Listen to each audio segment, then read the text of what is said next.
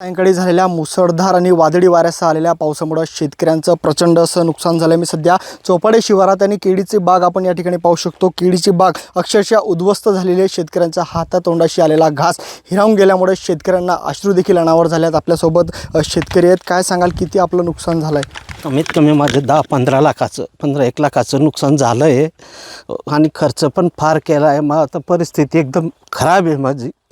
माझी परिस्थिती नाही बोलण्यासारखी. रडू नका. काय नेमकं किती झाडं होते आपले आणि कशा कमीत कमी 7,000 झाडं माझं नुकसान झालं. इथं 4-5 हजार आणि पिलबागमध्ये 4-5-3-1 हजार असं टोटल मिळून 7-1 हजार जे केळ्यांच्या रोपांचे नुकसान झालेली सगळे शेती मिळून.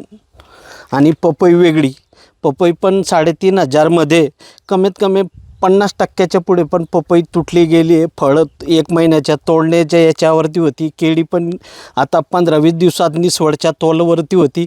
बाकीची केळी 1 महिन्याच्या कटिंगवरती होती. फार माझं मोठं नुकसान झालं या पावसाने, देवाने केलं. आपण बघू शकता शेतकऱ्यांना या ठिकाणी अश्रू जे ते अनावर झाले आहेत. केळी असेल किंवा पपई असेल यांचं लाखो रुपयांचं नुकसान जे ते शेतकऱ्यांना झालं आहे. प्रशासनाने तातडीने पंचनामे करून लवकरात लवकर भरपाई मिळवून द्यावी अशी मागणी जी ती शेतकऱ्यांकडून आता व्यक्त करण्यात येत आहे. सागर निकवाडे, साम टीव्ही न्यूज, नंदुरबार. आता isakal.com आहे देशातील नंबर 1 ची मराठी न्यूज वेबसाईट. प्रत्येक अपडेटसाठी isakal.com ला नक्की भेट द्या.